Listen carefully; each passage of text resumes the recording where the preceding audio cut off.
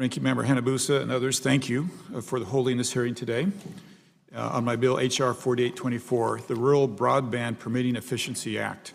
I'd like to begin by thanking Senator Orrin Hatch for his work on this bipartisan Senate version of the bill as well. We all agree that improving the deployment of broadband and high-speed internet in rural America is essential. By helping our rural communities gain access to high-speed internet, we can ensure efficiencies for rural schools, hospitals, and for critical economic development opportunities. Above all, we can guarantee that all Americans in rural communities have an enhanced quality of life. In my home state of Utah, where our urban areas are enjoying a record low unemployment rates, however, some of our rural communities are suffering from double-digit unemployment rates. Deploying rural broadband is an imperative first step to help bridge this economic and digital divide between our urban and rural communities. I'm pleased with the broad support that my bill has received so far. I've received several letters of support for the bill, including from the Rural Broadband Association, NTCA, WTA, Advocates for Rural Broadband, the Utah Governor's Office of Economic Development, the Grand County Council, the Utah Education and Telehealth Network, and from Utah Rural Telecom Association, including from Emory County Telecom, a company in my district.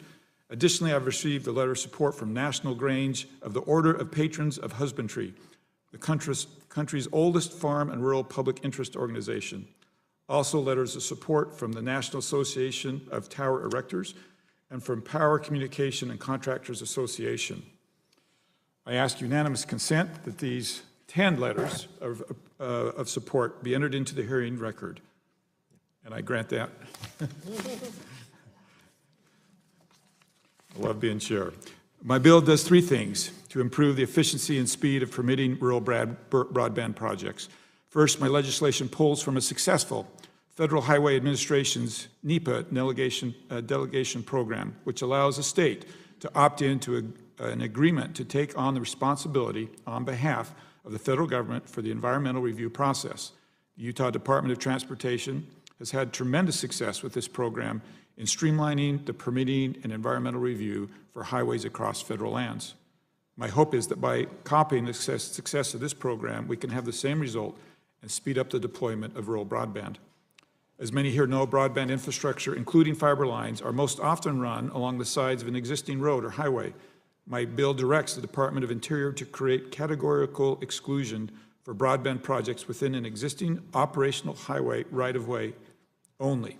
It is a logical step to allow for the expedited environmental review in these existing operational highway right-of-ways, because these areas have already been previously disturbed and in most cases have previously been approved through the NEPA approval process. Lastly, my bill designates a lead agency in the federal permitting process. In places like Utah, many of these broadband infrastructure projects can span across more than one federal land management agency's jurisdiction, and the bill will designate a single agency to conduct the permitting for the entire project. When multiple agencies are involved in a single project, it can lead to duplicity, permitting laws and regulations, and to poor cross-agency communication, which can lead to project delays, cost overruns, and uncertainty for contractors and rural telecom communities. I appreciate these witnesses for being here today to testify about the bill, and I appreciate the opportunity to have the important discussion today about the need to streamline rural broadband and permitting in existing and operational highway rights-of-ways. This will ultimately save time and money in broadband deployment, and most importantly, it will increase access to high-speed internet in our rural schools, hospitals, and businesses. And with that, I yield my time.